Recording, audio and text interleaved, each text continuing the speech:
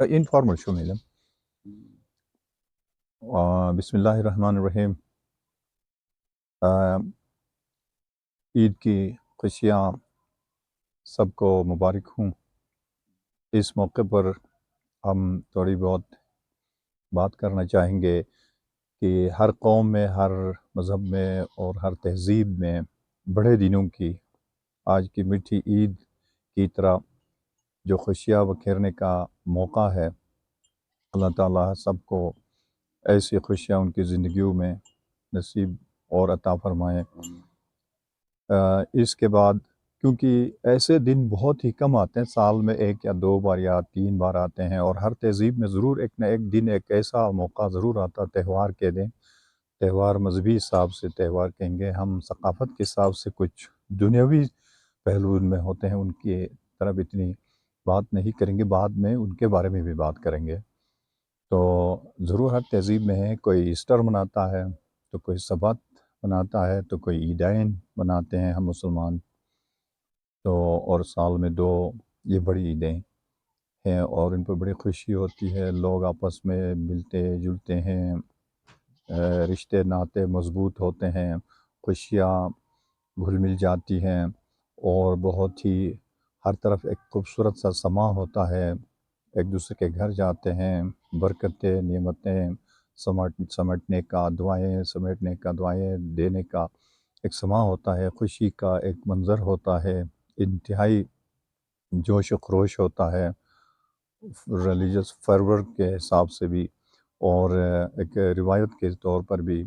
تو اللہ تعالیٰ ایسی خوشیاں ایک بار پھر دعاگو ہیں کہ ہم سب کو اپنی زندگیوں میں نصیب فرمائے اور کامیابی اور کامرانی نصیب فرمائے، عطا فرمائے.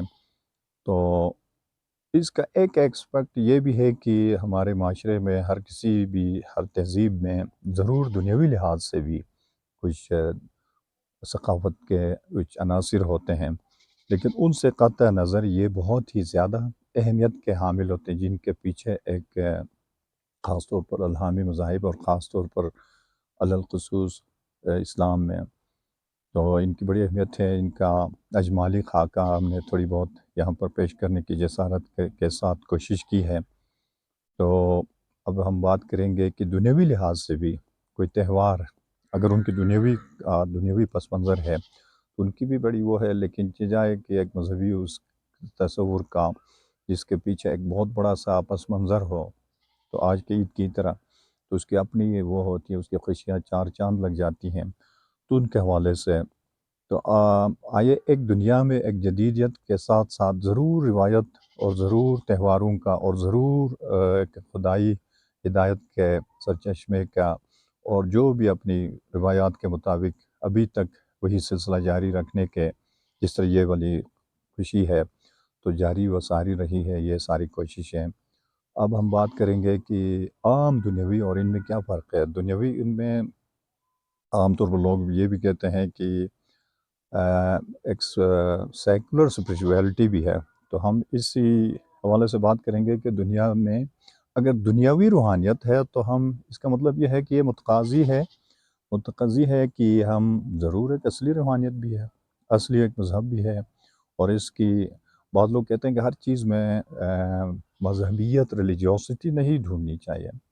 تو اس کا مطلب یہ ہو گیا، ابھی ہم نے ایک مثال لے لی کہ اگر ہم دریا کے کنارے جاتے ہیں، پہاڑ کے کنارے دامن میں جاتے ہیں، اور اسی طرح کسی آبشار کے پاس جاتے ہیں، اس میں ہم ریلیجیوسٹی، اسپریچویلٹی، روحانیت ڈھونڈتے ہیں، تو ڈھونڈنے والے پر ہے.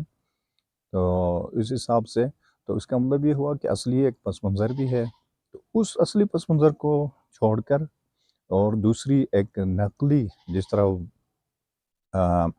کہا جاتا ہے کہ poetry is an imitation of an imitation, twice removed from reality. تو اس سے اب ایک حقیقت سے بہت ہی زیادہ دور ہو کوئی چیز، تو اس کے پیچھے جانے سے بہتر ہے کہ ہم ایک اس بہت قدیم زمانے سے انتہائی اور ان مذاہب کا پس منظر اور خاص اسلام کے پس منظر کے حساب سے ہم نے بات کی، تو اس کی بڑی اہمیت ہے. تو یہ خود واضح ہے، سیلف ایکسپلینیٹری ہے. اس کے بارے میں ہم جیسے کم علم، کم ذہن اور کم فہم لوگ، کم دانش لوگ کون ہوتے ہیں، تو اس حساب سے ان کی اہمیت اور ان میں خوشی بڑھ چڑھ کر حصہ لینے کی ہم سب کی سویہ کوشش ہونی چاہیے۔ اللہ تعالیٰ پھر ان کے ہم سب کا حامی و ناصر ہو۔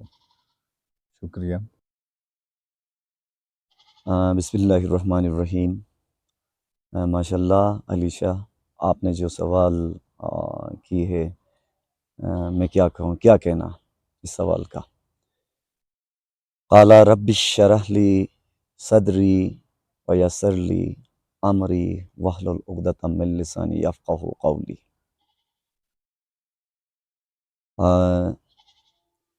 ماہ رمضان، اس پاک مہینہ میں قرآن پاک خداوند متعال نے لوگوں کے لیے، امت کے لیے، حضرت محمد مصطفیٰ صلی اللہ علیہ وآلہ وسلم کے ذات اقدس کے ذریعے ہمیں ہدایت دینے کے لیے اتارا گیا ہے، کیونکہ قرآن پاک میں خداوند تعالیٰ فرماتے ہیں شہر رمضان الذی انزل فیہ القرآن ھدی للناس، یعنی ماہ رمضان میں قرآن کو اتارا گیا، یعنی لوگوں کے لیے ہدایت ہو۔ یعنی اس کا مطلب ماہ رمضان ایک ایسا پاک مہینہ ہے جس میں ہم جسمانی، روحانی، عقلانی نعمتیں ہم حاصل کر سکتے ہیں، رحمتیں ہم سمیٹ سکتے ہیں اس مہینے میں، اس ماہ پاک میں۔ کیونکہ جب قرآن میں فرمایا گیا ہے کہ رمضان میں یعنی 30 دن روزہ رکھے، ہم اسلام کے روٹ سے اگر بتانا جائے یا بتائے تو، کیونکہ قرآن پاک میں الشریعت، الطریقت، الحقیقت، المعرفت، ایک چیز شریعت میں جو ہے اسی شریعت کے اندر ہی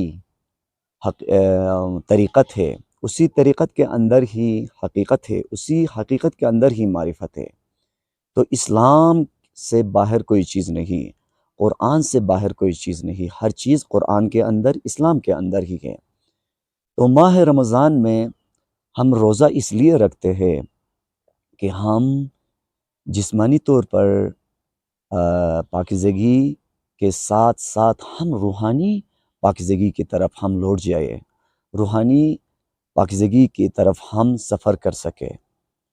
کیونکہ جہاں پہ عبادت ہم کرے، اس عبادت سے اگر ہم فائدہ نہیں لیتے ہیں تو اس کا مطلب ہمارے اندر بہت سارے کمزوریاں ہیں، ہمیں نفع نہیں ملتا ہے، ہمیں فائدہ نہیں ملتا ہے اس سے۔ کیونکہ ہر چیز کے پیچھے فائدہ یعنی نفع ملنا لازمی ہے۔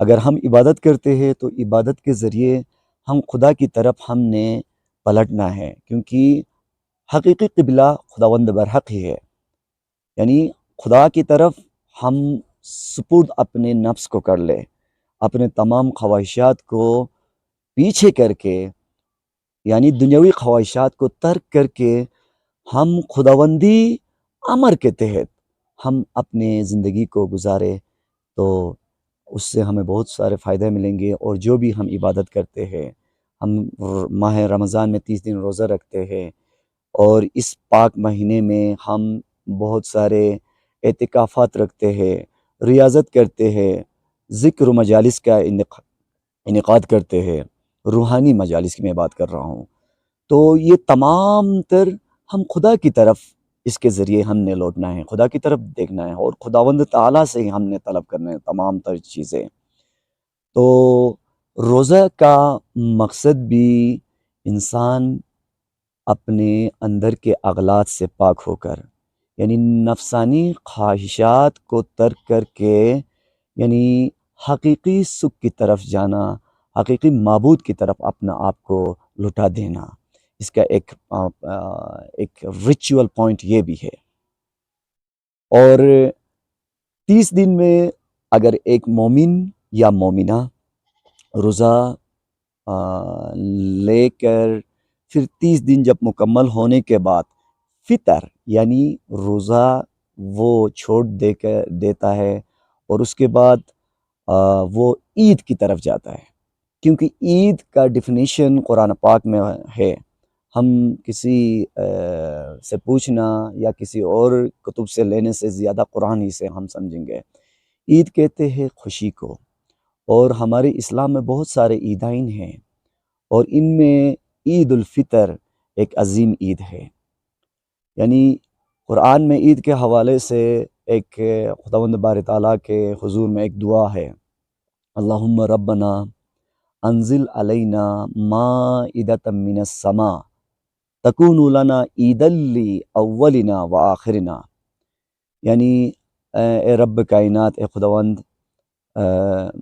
اللہم ربنا انزل، ہمارے لیے نازل فرما، مائدہ آسمان، یعنی اس میں مین چیز عید کی بات ہے۔ اس میں پھر ہم خدا سے دعا کرتے ہیں، ہمارے جو مطلب پچھلے گئے ہیں، ہمارے اگلے آنے والوں کے لیے اس مائدہ آسمان سے عید کے دن ہمیں قرار دینا، یعنی ہمیں بار بار لوٹ کر آنے والے خوشیاں ہمیں عطا فرمانا۔ اس سے مطلب یہ ہے، تو اس کا مطلب عید کے دن بھی ہم اس لیے خوشی مناتے ہیں، فطر ہم مناتے ہیں، روزہ 30 دن ہم نے روزہ رکھ کے عید کے دن ہم روزہ نہیں رکھتے بلکہ عید مناتے ہیں، خوشیاں مناتے ہیں۔ ہم اقارب میں جا کے عید کے بہت سارے ایک دوسرے کو وشز کرتے ہیں، نئے خواہشات ایک دوسرے سے شیئر کرتے ہیں، ایک دوسرے سے گلے ملتے ہیں، ایک دوسرے سے دعا گو کے ساتھ ملتے ہیں، اور اس میں صرف دنیاوی خوشی نہیں ہے۔ 30 دن آپ روزہ لینے کے بعد آپ نے اپنے اندر کے اغلاط، نفسانی خواہشات، آپ کے اندر بد نظری، آپ کے اندر لالچی، بہت سارے، جس طرح جسمانی بیماری کے ساتھ روحانی بیماریاں بھی ہے، آپ نے روحانی بیماریاں سے نجات حاصل کرنے کے بعد آپ روحانی خوشی مناتے ہیں۔ اس میں تو عید کے دن ہم روحانی خوشی مناتے ہیں، کیونکہ روحانی خوشی خداوند تعالیٰ ہی سے نازل ہو جاتی ہے۔ تو میرے خیال میں مناسب اتنا ہی ہے۔